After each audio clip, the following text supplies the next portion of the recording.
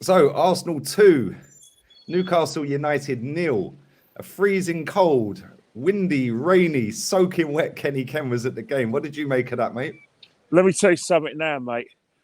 Ever heard the term park the bus? How about park the coach? Like, oh my God, Newcastle came for one thing and one thing only.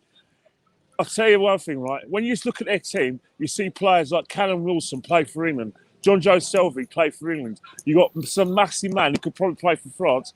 You got Joe Willock. You got a litany of players who are good enough to play at this level, and they play like that. But it's one of those things where you look at the team selection, and I must admit, I was very, very, very disappointed that Odegaard started. Nothing personal against the guy. Someone's trying to knock me over. Nothing personal against the guy. But I wanted us to start fast because I think when you're in the side, what he's going to try and do is pick the door, or pick the lock. And he wasn't able to do that.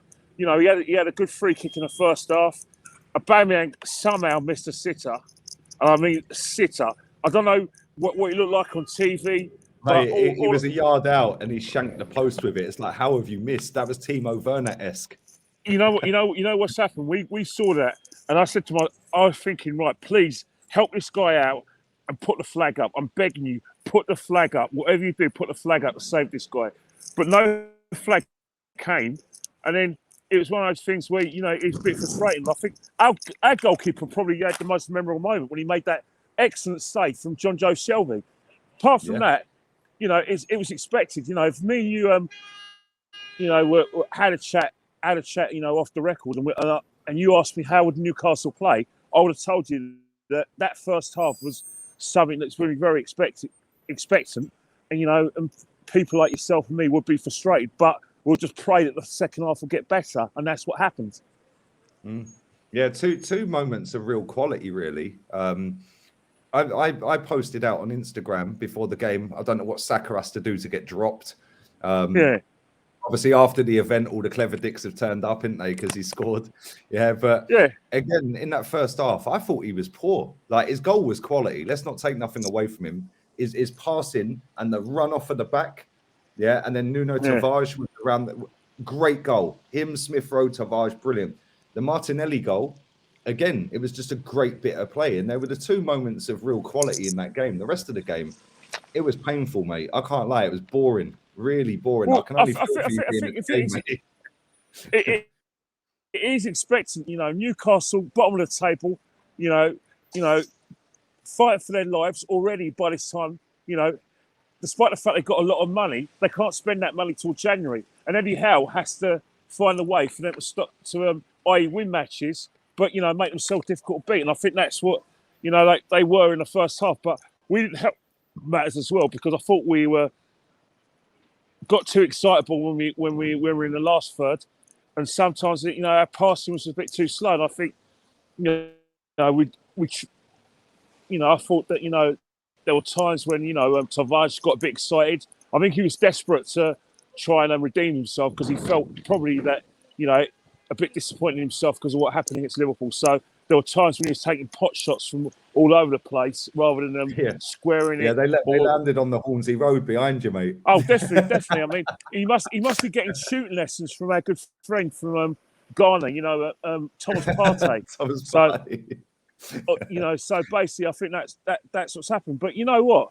You've got to give the guy a bit of credit because in the second half, when he's kicking towards our fans, I thought he was our most dangerous player. Like, it was opening Newcastle up. I think he gave poor old Fraser a run around because Fraser had to go to the other side of the pitch because he just couldn't keep up with him.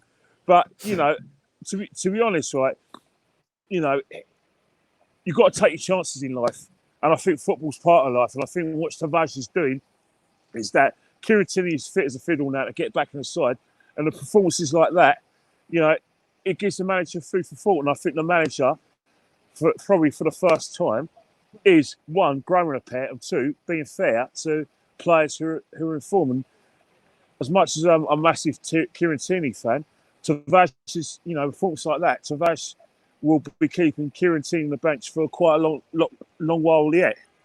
I'm glad you've just said about performances, because I want to talk about our captain.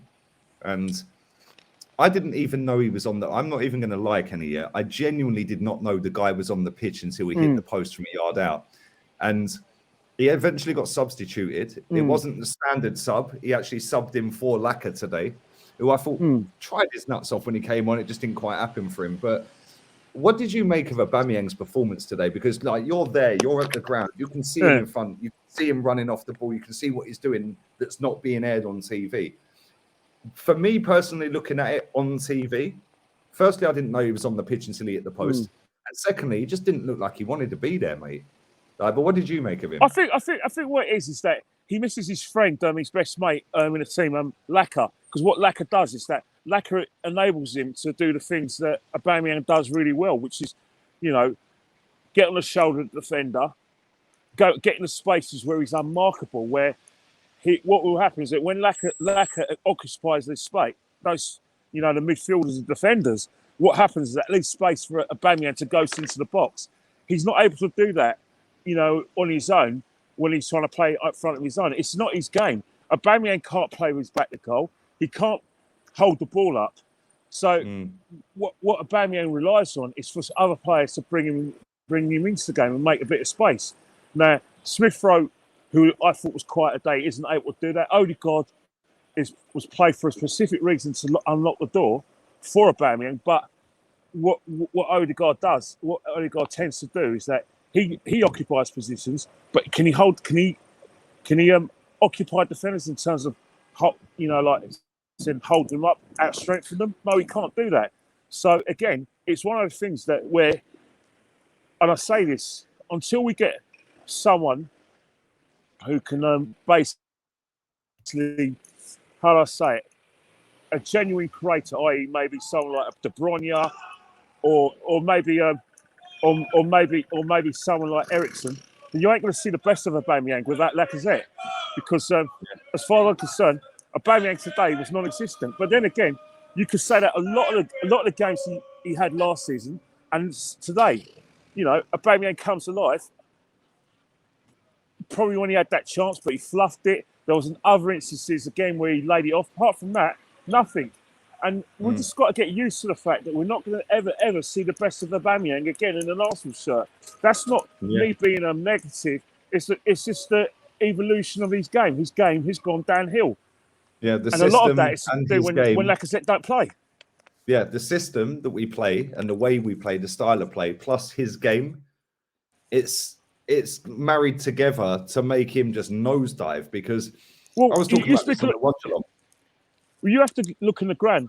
Aubameyang people in the grounds were basically demanding a substitution. When he went off, they were cheering, but not cheering Lacazette. They were cheering the decision to take him off. And that's what we've got with Pierre at the moment. It's that this is Ozil-esque, Kenny. Ozil-esque. Well, yes, it is.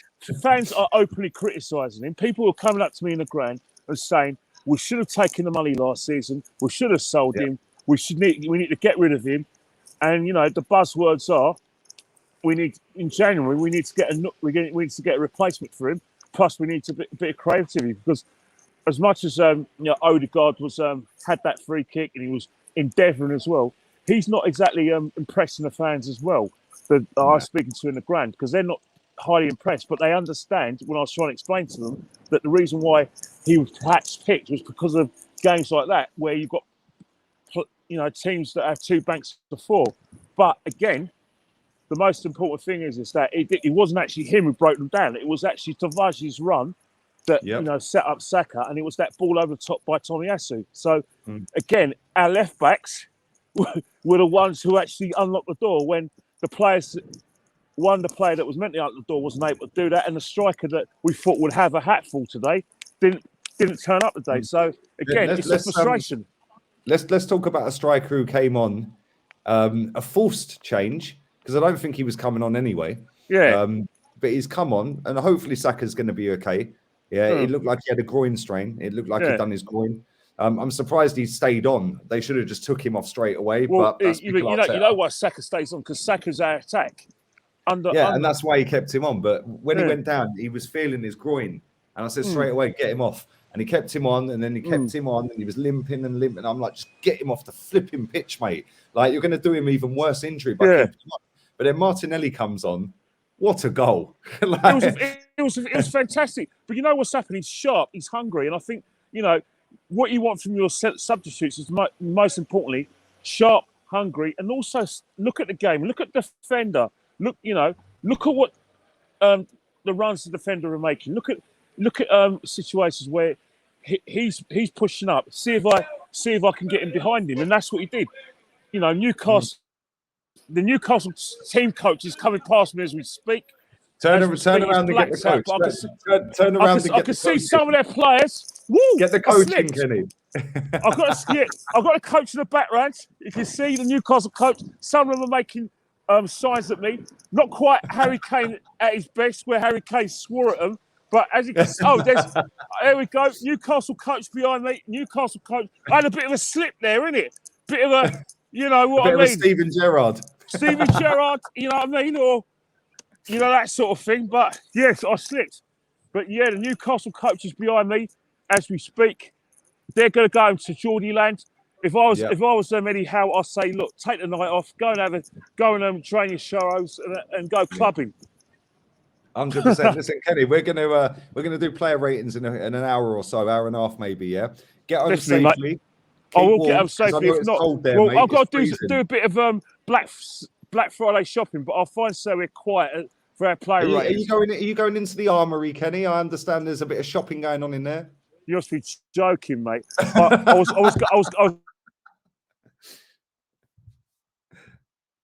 I can't hear you. You've gone.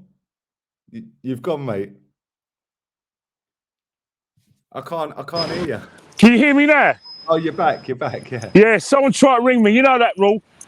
Yeah. So yeah, I'm not going to be going for the book signing because the person who's doing the book signing is not actually a famous German international or a famous England international. So I won't be going there anyway, even to keep warm.